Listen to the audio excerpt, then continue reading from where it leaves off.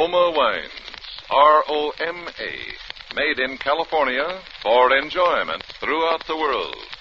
Roma Wines present Suspense.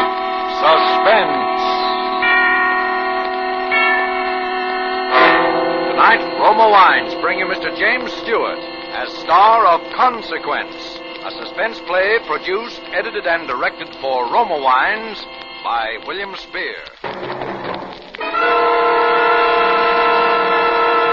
Suspense, radio's outstanding theater of thrills, is presented for your enjoyment by Roma Wines. That's R-O-M-A, Roma Wines. Those excellent California wines that can add so much pleasantness to the way you live, to your happiness in entertaining guests, to your enjoyment of everyday meals. Yes, right now a glassful would be very pleasant, as Roma Wines bring you James Stewart in a remarkable tale of Suspense. Maybe the costume was the decisive factor. Or maybe it would have happened anyway. In any event, the occasion was the 10th reunion. And the class of 29, as such occasions demand, were all dressed identically in cowboy suits. And there was Ted Wolfe, whom I hadn't seen 10 years, although in college he'd been by far my closest friend. And so, of course, I brought him home to dinner. And Gwen managed to be quite charming, even though it was the maid's night out. She didn't even kick about the oven. And that's how it started out, just like that. Just like any pleasant, casual little evening. Oh, Gwen, that was a wonderful meal. Last one I'll get like that for a while. Thank you, sir. Have you really got to go tonight, Ted? Can't you take another day or so? Oh, not very well. Got my plane reservations and everything. Anyway, I told him I'd be back this week, and tonight's just about the deadline if I'm going to make it. Well, what time's your plane? 3 a.m. Oh, say, that reminds me. I can't go aboard in this thing. Oh, you probably will. I think you're both kind of stuck on yourselves in those cowboy outfits. Worse than a couple of kids. Sure, I'm going to wear mine to the hospital tomorrow. No kidding, old. People will think I'm nuts. All right, spoil sport. I'll call the hotel later. They'll bring your bags over here. You can change here. Although I should think a cowboy suit would be a sensation in Ecuador. Are you really going to Ecuador, Ted? At first I thought it must be a joke. No, well, you heard me talk about the work Ted's doing down there. I know, but Ecuador? Well, they got to have medical care out on those plantations some way, and I like it. I don't see how you stand it. Living like a hermit, cut off from civilization, and not making... Well, I mean, they can't possibly pay you... No, Gwen. Oh, what time is it? Oh, goodness, I've got to run. Oh, are you leaving us, Gwen? Yes, I promised Mother I'd come out to the country tonight. Anyway, I know you two would much rather talk over old times by yourselves. I'm sorry. Well, in case I don't see you again, thanks for everything. It's been swell. Well, you're coming back sometime, aren't you? Well, maybe 5 years, maybe 10, maybe never. Oh, silly. You come back next year and plan to stay for a while. I am sorry I have to go, but you two have a nice evening. Oh, there are eggs in the icebox, Phil. Did he always have to have fried eggs at night when he was in college, Ted? That's Phil, all right. Well, goodbye, darling. No, don't even get up to come to the door. Now, I'll phone you tomorrow night. Bye, Gwen. Have a good trip, Ted. Bye. Bye. You're a lucky man, Phil. Am I? I suppose you know that the main reason I came to this shindig at all was to see you. Well, why me? It's been a long time since you and I had the same dreams, Ted. You haven't lost them, though. You're still in there pitching. Oh, yes. Private practice. 2 cars in the garage, 2 chickens in the pot. That's the kind of ball I've been pitching the past 10 years, and it's the kind I'll keep on pitching until some other doc says coronary thrombosis and they carry me out. You can't kid me, Phil. You're happy. And I'd just about given up the idea that there was such a thing as a happy man. And now you think you found one. I know I have. I knew it the minute I came into this room. I knew it the minute I saw her. Gwen? Yes, Gwen. I hate Gwen. You what? And what's more, she hates me. Oh, it's nothing that shows on the surface. We get along because we have to, because my reputation would suffer if we didn't. Phil, you can't be serious. No? Why do you think I've given up every dream I've ever had? Why do you think I spend my life treating the imaginary ills of a lot of wealthy hypochondriacs? So Gwen can have this and Gwen can do that. So Gwen can satisfy every greedy instinct and every petty, rotten ambition any woman ever had. Good Lord. I never realized. Well, you've got to do something about it, Phil. You got to get out. Go to another city. Go to another country. Yeah, she'd be after me like a hawk. She'd have me up before the medical association. Oh, there are 1,001 things she'd do and would do. I've thought every way there is. There's no use. Well, now I've got that off my chest. Now you know. I'm sorry I disillusioned you. Dr. Martin. Oh? Yes, well, now? Oh, right. I'll be right down. Hey, you're not going out now. I want to talk to you. No, I'm still a doctor. Even Gwen can't stop that. I'll be back before you leave, though. If you want to stick around, I'd sort of like to ride out the airport with you. Is it really important, Phil? Yeah. Now, just make yourself at home. You can fix anything you want out in the kitchen, but look out for that oven, though. It leaks when you turn it off wrong. I won't be long. Okay. I'll wait, Doctor. Thanks, Doctor. Kind of hoped you would, Ted.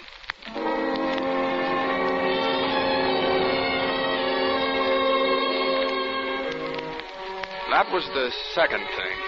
Ted's deciding to stay. But I didn't know it then. All I knew was that Joe had called from the office and she was upset.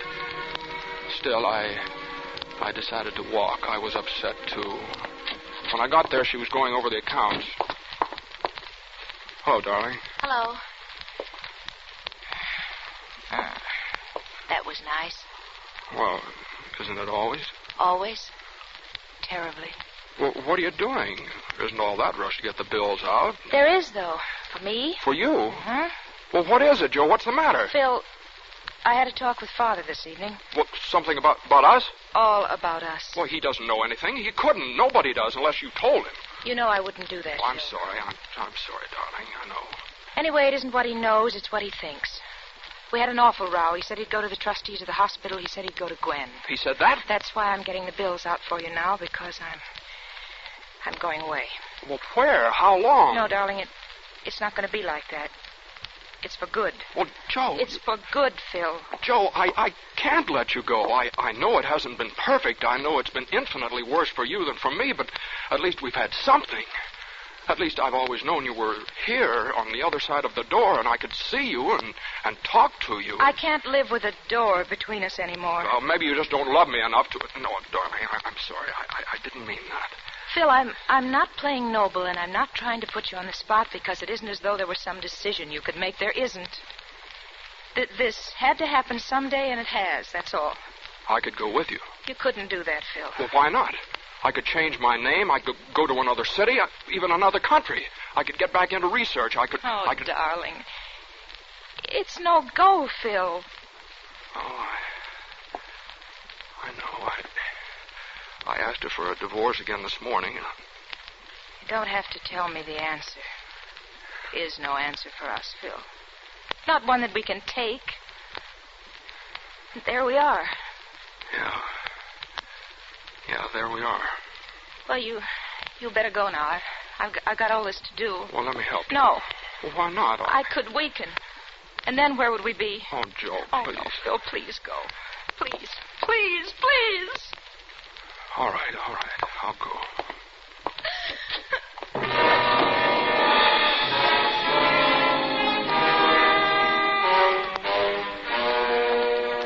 I don't know how long I walked that night or where. Perhaps most men are weak and never know it. But when you're losing the woman you think you love, that's when you'll find it out. That's when you'll see yourself at last in the pitiless glare of all your poor, frightened, childish helplessness.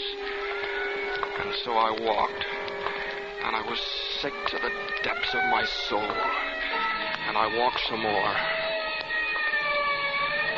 And somewhere in the distance I heard a siren. There was a glow against the sky, fire. And then I realized I was near my home. And then it wasn't just a glow against the sky of any fire. It was my own house. Burned almost to the ground. How did it happen? I don't know. Somebody said they think it was the gas stove. Stunned and confused, I began edging through the crowd, and then there was a sudden stillness. And a few men took off their hats. And I saw it. The stretcher. And the blanket thrown over the shapeless form. And the blackened, shriveled cowboy boot. And I remembered. Ted had been in that house. Just got him out now. Yeah, what's left said you wouldn't hardly know it was a man. Frantically, I started forward, and then I stopped because I thought somebody had spoken to me, but they hadn't. Philip Martin. I know They hadn't. Philip Martin. He took care of me. They weren't looking at me. They were looking on the ground on the stretcher and that thing that lay there on it. Dr. Philip Martin. Yeah, I knew him. Oh, he was a good doctor, a good Oh, Dr. Martin. Oh, what an awful way to die. Suddenly, I was shaking with excitement. I pulled my hat over my eyes. I turned up my collar. I edged back through the crowd, out into the street, and I turned the corner. And then I ran. Joe, I'm going with you. Phil, what did you do? You haven't... No, Joe, it's all right. I'll tell you about it later. We're free.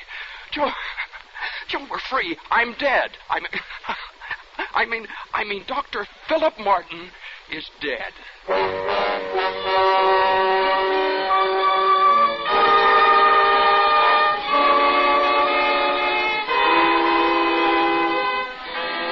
Suspense, Roma Wines are bringing you as star James Stewart in Consequence by George Sklar and Vladimir Posner. Roma Wines' presentation tonight in radio's outstanding theater of thrills, Suspense.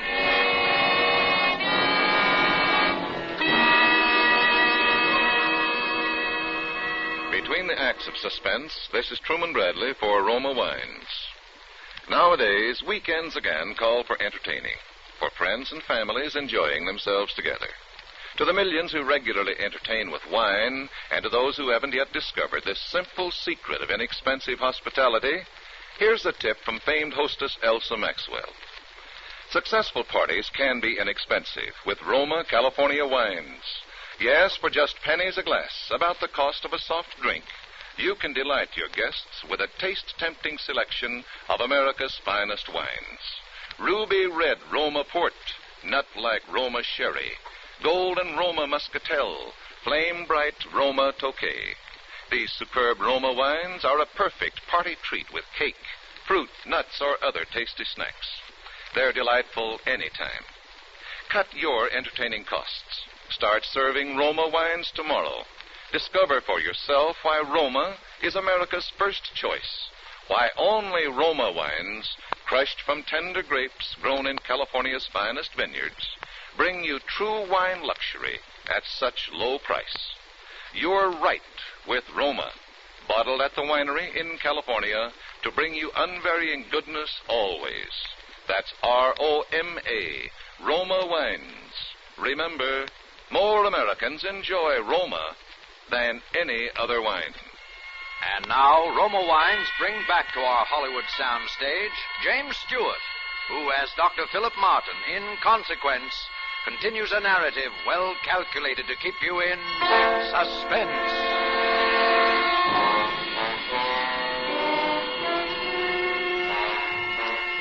There must be something of the criminal in every man, because it seemed that I knew automatically everything I would have to do and how I was going to do it. Hotel Wilton. Dr. Wolf, please. Dr. Theodore Wolf. Thank you.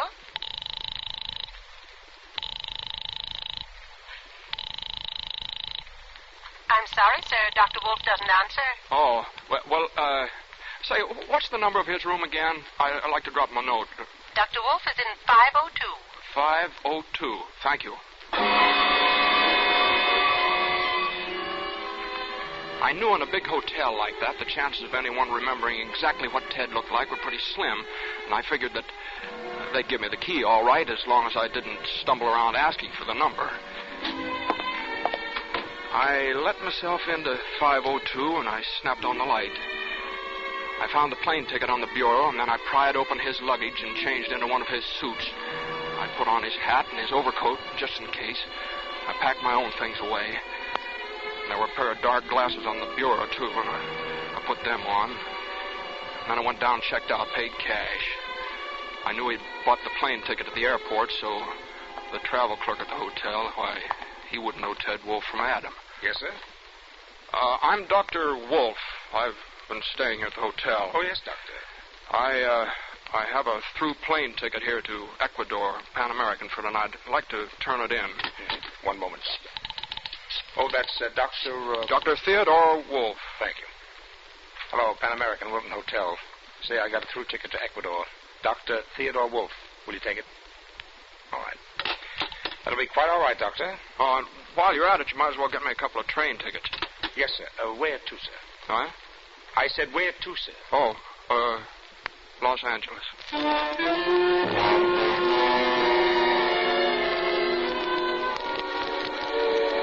We've taken care of everything. A note to my bank, supposedly from Ted, enclosing Philip Martin's check for $5,000, and a letter in my own handwriting explaining that I'd agreed to lend him that amount, and asking the bank to forward the money to my account in Los Angeles. My account is Ted Wolf. And we drafted a letter to the people in Ecuador, and in Los Angeles, Jo became Mrs. Ted Wolf. At first, everything clicked. I got the kind of a job a doctor would dream about, where I could write my own ticket and spend at least half my time entirely on research. And Jo started taking courses in a medical degree. Well, after all, she was only 24. And then, right here in broad daylight, in the hospital, it happened. Hello. Jo, pack a bag as quick as you can. Just enough for 2 or 3 days in the mountains. As fast as you can. Bill. It's Gwen. I saw her just now upstairs in the reception room. Gwen, are you sure? Absolutely sure. Oh, no, couldn't it be a coincidence, Phil? I mean, couldn't Gwen maybe just have happened to be... Maybe. Now, listen, Jo. I've been thinking. She mustn't know where we go. That's just what I was thinking. Maybe it would be better if she did know where we were going. If she did? I don't know. Maybe just a coincidence. But if it is a showdown, the mountains would be a better place than here. All right. I'll phone the landlady. Oh, Phil, is that safe? Gwen won't talk, not until she's sure. Carlton Apartments, Mrs. Burton. Hello, Mrs. Burton. This is Dr. Wolf. I wonder if you'd do me a favor. Oh, I'd be glad to, Dr. Wolf. We're going out of town for a couple of days, and I just remembered that some friends said they might stop by. We thought they might like to join us, so I wanted them to know where we were. All right. Maybe you could just stick a note on our door where they could see it. We're going to Caribou Lake, and we'll be in the cottage at the very top of the mountain. It's straight up a dirt road from the lake. They can't miss it. Caribou Lake, the cottage at the top of the mountain, up the dirt road from the lake. Is that all? Yes, thank you, Miss Burton. That's all.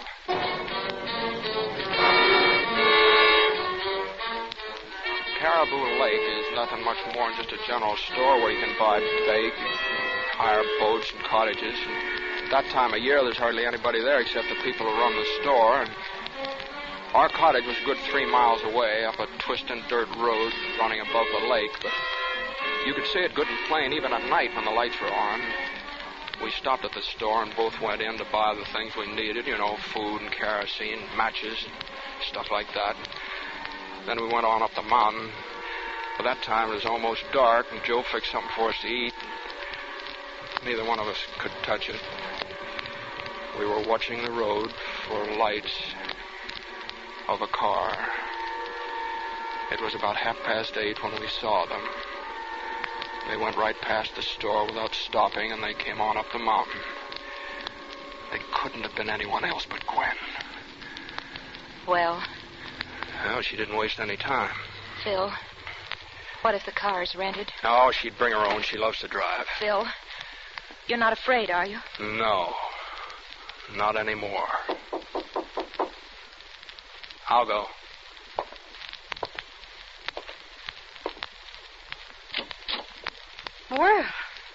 Well, this is a surprise. Hello, Gwen. Dr. Martin. Always poised. Nothing surprises you, does it? I suppose it was the check. Partly. And then I happened to notice that a Dr. Theodore Wolf had married a Miss Josephine Reynolds in Los Angeles. And it did occur to me that your idealistic friend must have been an awfully fast worker. Well, aren't you and your bride going to ask me in? Come in, Mrs. Martin. Thank you. Quite cozy, aren't you? We have been. Well, I'm sorry to break up your little idyll. Cut it out, Gwen. What do you want? Why, my dear man, what do you think I want?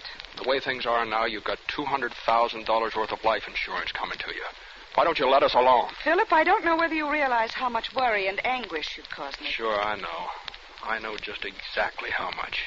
Then perhaps you also know exactly how you stand with the law in this matter. I don't know about all this impersonation business, except that it would permanently ruin your career. But I do know that the laws covering bigamy are quite drastic. I used to think that money meant everything to you, Gwen. I guess it doesn't. I don't feel called upon to accept rebukes from you, Philip, for anything. Not after what you have done. I feel that I'm being most generous to both of you. What is it exactly you want, Gwen? Either you come back and we'll explain the whole thing as amnesia or something, or you'll both go to jail. How could you? You shut up. Listen. Does anybody else know about this? Of course not. Nobody knows you came out here, or why? After all, Philip, I do have some pride left. I just said I was taking a little trip to New York to forget. All right. Now just give us a couple of minutes to talk things over, will you? Alone. Very well. Although I don't see that there's very much to talk about. Will you go outside, or shall we? I'll go. I'll wait in the car. Oh, Phil. It's all right, Joe.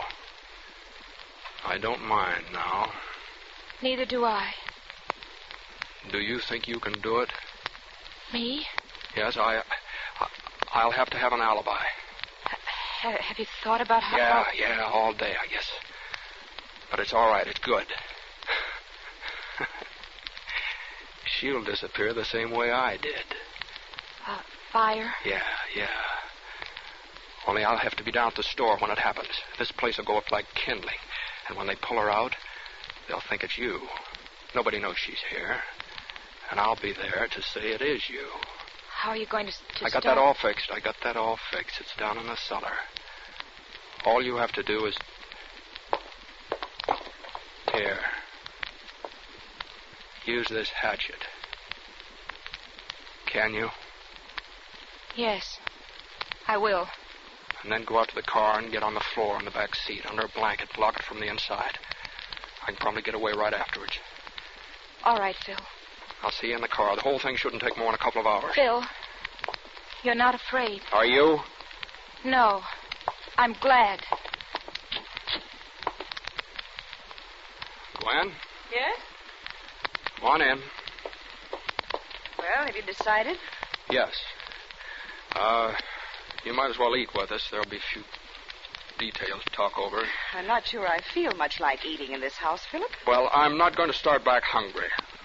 Give me the keys to your car, will you? It's blocking mine. I've got to go down to the store and get something for dinner. Really, Philip? Oh, stop griping. You've won. Give me the keys. Very well. But I wouldn't try any mad dashes if I were you. Now, don't be a fool, Gwen. No, I don't suppose you would. Alone. She went in, and I took the keys. First, I went around back and down cellar. I put a lot of old newspapers around the wood pile and doused the whole thing with kerosene. And then I cut a stub of a plumber's candle and set it on the papers and lit it. I knew just about how long it would take the candle to burn down, about 45 minutes, something like that. And then I went out and got in Gwen's car and started down the mountain without lights. At the drop above the lake, I put it in low, crammed on the wheels, and jumped out.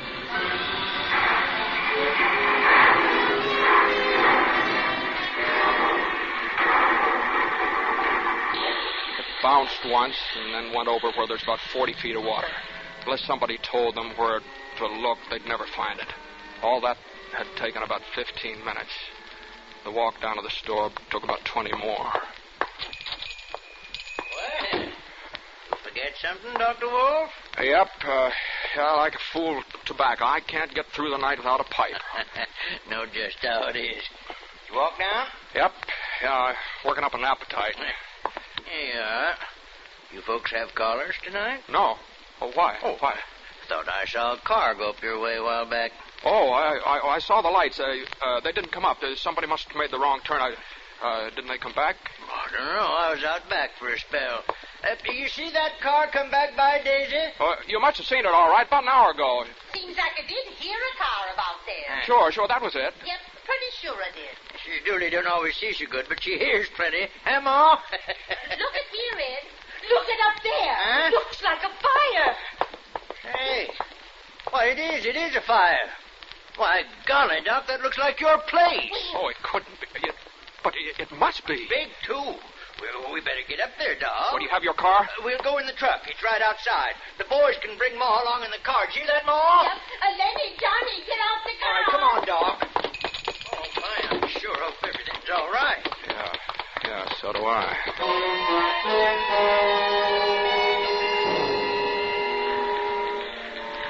The cottage was all wood and dry, and it was completely gone by the time we got there.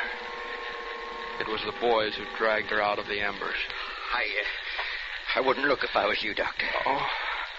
Oh, Joe. Must have been quick anyway. She's burnt almost to nothing. Hey, Ma, you better go on, Doc. We'll take care of everything.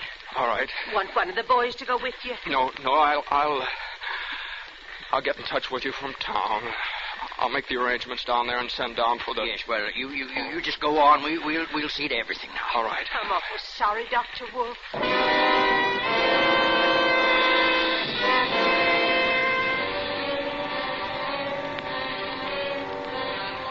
I climbed into the car and started down the mountain. When I was around the first bend, I reached over with one hand and touched the blanket on the floor behind me. Are you all right? Yes, Philip. I'm quite all right. Gwen.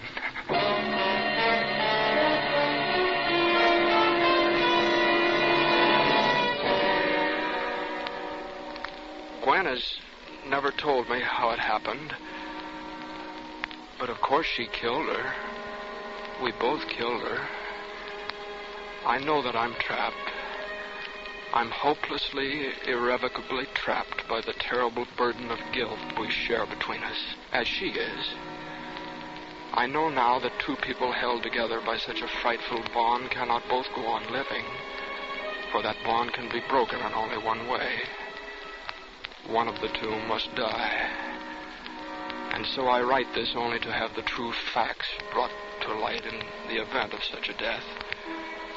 For no matter how innocent it may appear, no matter how natural the cause, no matter how plausible the accident, it will be no accident. It will be murder. Cold-blooded, calculated, deliberate murder.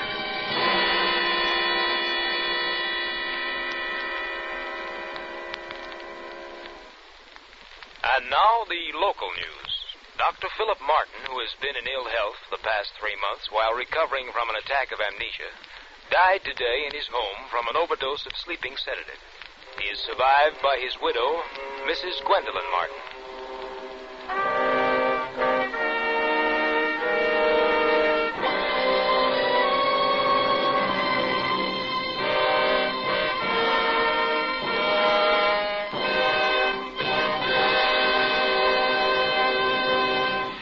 Suspense. Presented by Roma Wines, R-O-M-A, made in California for enjoyment throughout the world.